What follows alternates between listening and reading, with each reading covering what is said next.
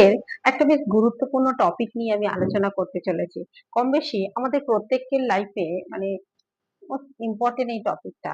আমি বলতে চাইছি যে দেখুন, আপনি যদি টিচার হন, তাহলে আপনার প্রিন্সিপালের নজরে আপনি কিভাবে আসবেন, কিংবা আপনি যদি কোনো কোম্পানিতে কাজ করেন তাহলে আপনি বসের নজরে কিভাবে আসবেন, বা আপনি যদি কোনো দোকানে মানে যেখানেই কাজ করুন, কেউ হয়তো বস বলে, কেউ হয়তো প্রিন্সিপাল বলে, কেউ হয়তো সাহেব বলে, মানে বিভিন্ন জন বিভিন্ন হয়তো পজিশনের ক্ষেত্রে সেই টপিকটা চেঞ্জ হয়, কিন্তু আমার মানে আলোচনার বিষয়বস্তুটা একটাই, যে আমরা কিভাবে আমাদের বস হোক, প্রিন্সিপাল হোক, সাহেব হোক, সিও হোক, তার নজরে আসবো।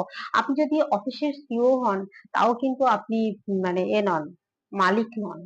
অর্থাৎ আমাদের কাজ মানে আমি যেটা বোঝাতে চাইলাম, যে মালিক মানে আমরা যেখানে কাজ করছি বা কারোর আন্ডারে কাজ করছি, যদি আমি মালিক না হই, তাহলে সেই জায়গাটার মালিকের নজরে আসার উপায় কি।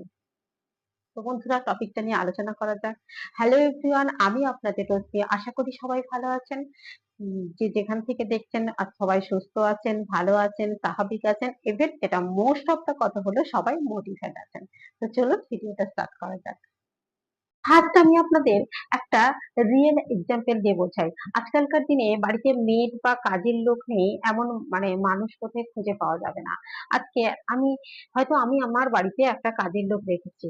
তাকে সাপোজ আমি ঘর মোছার জন্য, বাসন মাজার জন্য কাজের লোক রেখেছি। দেখছি সে হয়তো মানে কাজ খুঁজে নিচ্ছে, বলছে দিদি ঘরটা মুছতে গিয়ে দেখছি ঘরের কোনাগুলোতে প্রচুর ময়লা পড়েছে, বা ঘরের দরজা জানলাগুলোতে ময়লা পড়েছে, আমি কি একটু আলাদা করে পরিষ্কার করে দেবো? তাহলে আমাদের কেমন অনুভব হবে? নিশ্চিত আমরা তার প্রতি আর একটু বেশি কৃতজ্ঞ হয়ে যাব, যে না রে, এ তো খুব ভালো। তাহলে পুজো আসছে বা কোনো ফেস্টিভ্যাল, ওর একটু মাইনেটাও বাড়িয়ে দেবো, ওকে একটা বোনাস দেবো, তাই না?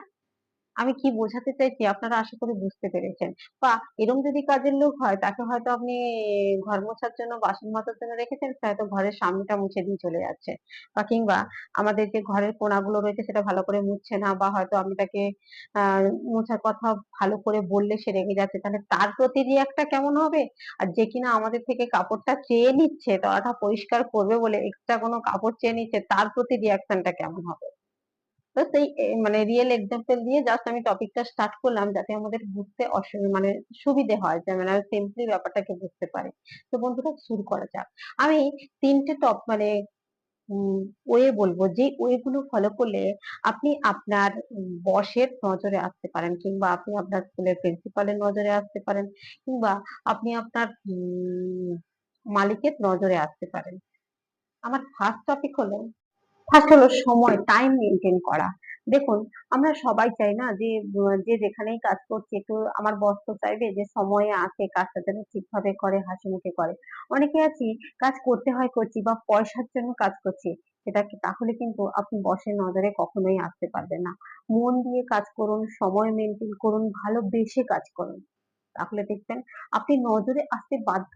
আপনি যদি আপনার প্রফেশনটাকে না খুব সুন্দরভাবে গ্ল্যাডফুলি নেন, সে আপনি যে প্রফেশনেই থাকুন না কেন, বা আপনি যদি ভাবেন যে দেখুন, আমি যখন কাজ করতে এসেছি, আমার মালিক যখন আমার উপর ডিপেন্ডেন্ট আছে, আমার উচিত আমার বেস্টটা ওনাকে দেওয়া, যে আমার লেভেলও আছে। আমি বলছি না যে আপনি এমন কাজ করুন যে আপনি তার সঙ্গে মানে তার কাজ করতে গিয়ে আপনি অসুস্থ হয়ে যাচ্ছেন, এটা কখনোই করবেন না। ইভেন আপনি যখন একটা মানুষের সঙ্গে কয়েকদিন বা কয়েক মাস কাজ করছেন, তার ক্রাইটেরিয়াটা আপনাকে বুঝতে হবে, বা তার মেন্টাল সে কিসে খুশি হয় সেটা বুঝতে হবে।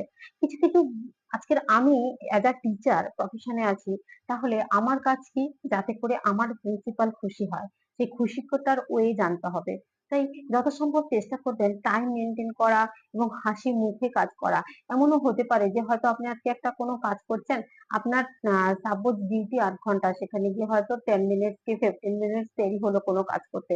আপনি কখনো এমন ভাবে কাজ হয়তো আপনি চাপে পড়ে করছেন, কিন্তু কখনো ওনার সামনে এমন রিয়াক্ট করবেন না, বা এমন ভাবে আপনার মুখের আকৃতিটা আনবেন না, বা কিংবা করতে হয় করছি ভালো লাগছে না, আপনার মুখে কিন্তু মনের আয় না, যেন মানে উনি না বুঝতে পারে যে আপনি করতে হয় করছেন, ভালোবেসে করছেন না, সেটা যেন কখনো না হয়। আপনার বস যখন আপনাকে একটা কাজ দিয়েছে, তাকেও কিন্তু একজনের কাছে ফেস করতে হয়। তাই আপনারও উচিত আপনি আপনার বেস্টটা দিয়ে তাকে হেল্প করবেন, যাতে করে সে যখন আরেকজনকে দেখাতে যাচ্ছে, দেখবেন সবাই আমরা কারোর উপর ডিপেন্ডেন্ট। যখন আমি টিচার হিসাবে আমার প্রিন্সিপালকে কিছু রিপ্রেজেন্ট করছি, প্রিন্সিপালও কিন্তু তার উপর মহলকে পাঠাচ্ছে। এইভাবে স্টেপ ওয়াইজ কিন্তু কাজগুলো যেতে থাকে। সে আপনার কোম্পানি হোক, অফিস হোক, যে যে এনি প্রফেশন, আমি যে কোনো প্রফেশনের কথা বলছি।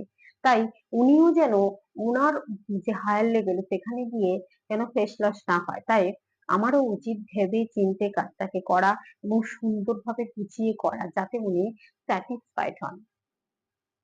নাম্বার টু হলো, আমি অনেককে দেখেছি ভীষণ মুখে মুখে তর্ক করে। মুখে মুখে আমার নিজের প্রফেশনে আমাদের যে সেন্টার কোঅর্ডিনেটর আছে তাকে আমি দেখেছি।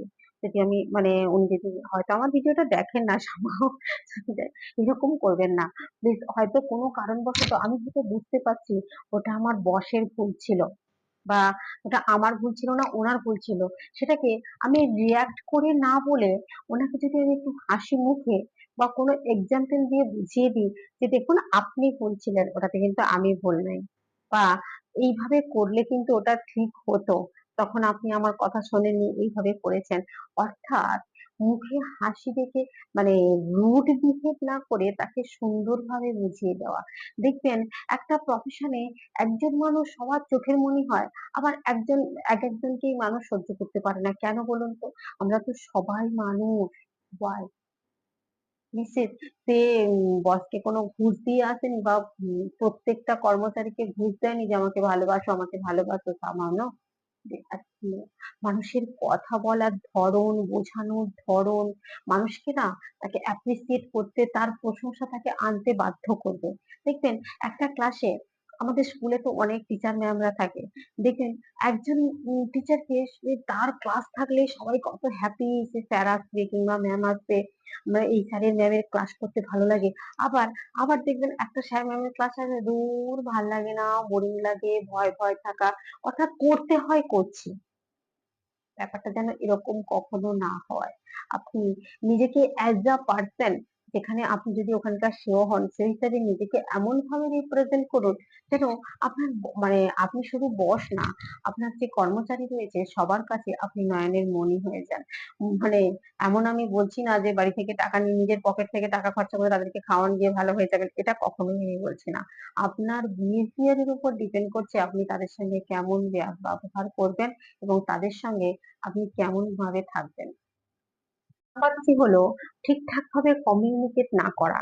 এবং অনেকে আছে তারা হয়তো তার বসকে ভয় পায়, সে ওখানকার সিও, অথচ বসের সঙ্গে ঠিক মানে বন্ধুত্ব বা ফ্রেন্ডলি যেটাকে বলি আমরা, সেটা হতে পারে না। এটা কখনো করবেন না যে বস না ডাকলে যাচ্ছি না, বা কিংবা আমার সাহেব না ডাকলে যাচ্ছি না, বা আমার প্রিন্সিপাল না ডাকলে আমি তার কাছে যাচ্ছি না, এটা কখনোই না।